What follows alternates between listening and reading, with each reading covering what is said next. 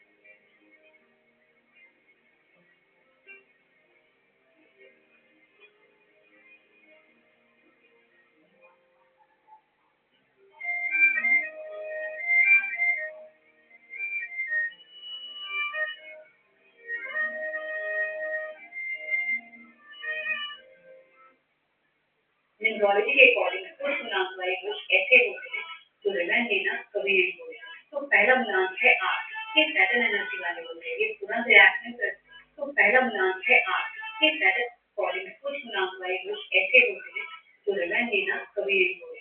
तो पहला गुणांक है आठ, ये सैटर्न एनर्जी न्यूरोलॉजी के अकॉर्डिंग कुछ गुणांक वाले दोष ऐसे होते हैं जो रिजल्ट देना कभी नहीं होगा। तो पहला गुणांक है आठ, ये सैटर्न एनर्जी वाले होते हैं, ये तुरंत रिएक्शन करते हैं, ये सब कुछ ऑब्जर्व करते रहते हैं। इनका पेशेंस स्ट्रॉन्ग होता है, लेकिन इनकी मेमोरी उससे भी ज्यादा स्ट्रॉन्ग होती है। जिसने गलत किया उसका हिसाब ये टाइम के साथ सही कर सकते हैं, सीधा नहीं लेकिन एग्जैक्ट जगह पर फिट करते हैं।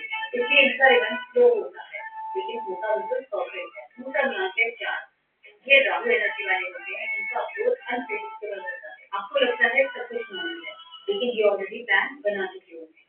ये सीधा बदला नहीं लेते, सिचुएशन को ही रिवर्स कर देते हैं, गेम को उल्टा कर देते हैं बिना वार्निंग के। इसलिए इनका रिजल्ट समझना बहुत ही मुश्किल होता है। तीसरा गुणांक है नौ, ये मार्स एनर्जी वाले होते हैं, इनका रिएक्शन बहुत ही फास्ट, गुस्सा आता है तो तुरंत एक्शन लेते हैं, ये वेट नहीं करते, ये डायरेक्ट कन्फ्रंट करते हैं। इनका रिजल्ट इमोशनल नहीं होता, डायरेक्ट होता है। इसलिए इससे पंगा लेना बहुत ही महंगा पड़ सकता है। ये लोग माफ कर देते हैं, लेकिन ये भूलते नहीं, और जब वक्त आता है तो ये जवाब जरूर देते हैं। इन तीन गुणांक में से आप कौन से हो, और सच बताओ रिजल्ट लेना सही है या इग्नोर करना बेटर है?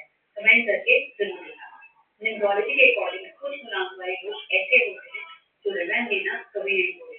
तो पहला गुणांक है आठ, ये सैटर्न एनर्जी। ये भाजपा मंत्री कह रहे हैं विजय क्या है? अभिनेता विजय, अभिनेता विजय, अभिनेता विजय। हाँ, मैं अभिनेता ही हूँ, कौन नहीं है? अरे जैसे मैंने कोई नया खोज लिया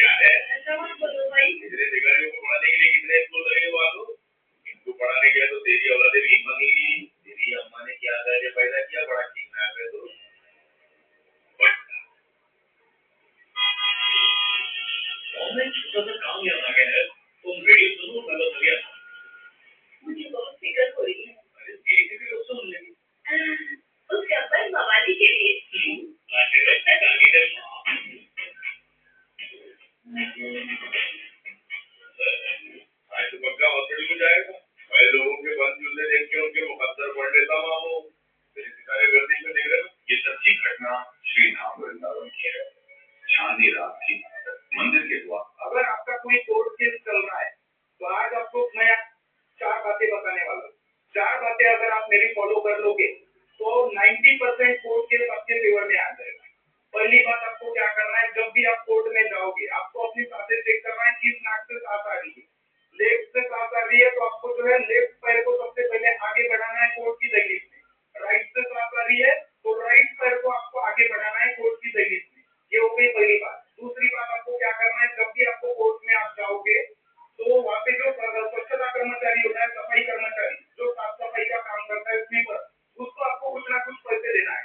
50 रुपए, 100 रुपए, 200 रुपए, 500 रुपए, जितनी भी आपकी कैपेसिटी है उतना पैसा आपको उसको देना है। इससे क्या होगा, राहु आपके फेवर में आ जाएगा। वो राहु को रिप्रेजेंट करता है, स्वच्छता कर्मचारी। ठीक है। तीसरी बात आपको क्या करना है, कोर्ट में आपको जब भी जाना है तारीख पर